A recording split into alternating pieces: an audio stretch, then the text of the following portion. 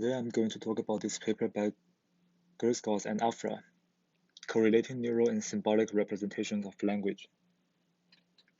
They propose a method to examine the amount of linguistic information contained in neural representations.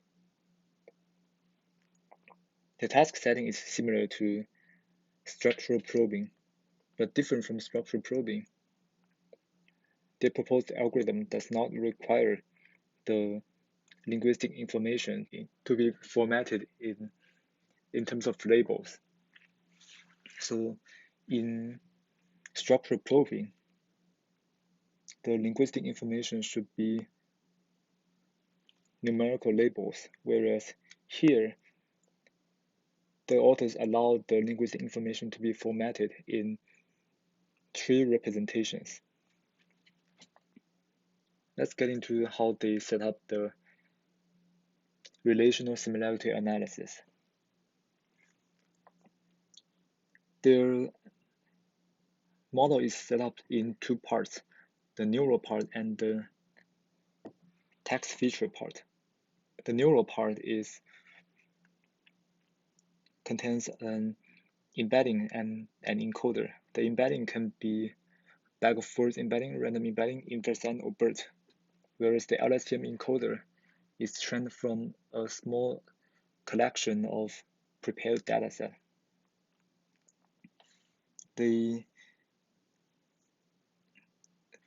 After getting the vector from the LSTM encoder, they used a cosine similarity to convert that into a similarity matrix. Similarly, for text, they first construct tree representation and then use the expression value, tree depth, or the tree kernel to form this self-similarity matrix. After getting these two similarity matrix, there are two variants. The original RSA computes the normalized kernels, so you directly get the similarity result between these two matrices.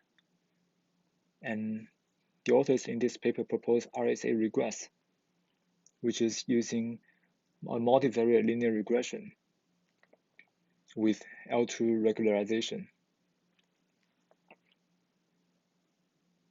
The results are used to characterize how much linguistic information is encoded in the neural representations. For experiments, they use synthetic or natural language, which are described in section 4 and 5 respectively.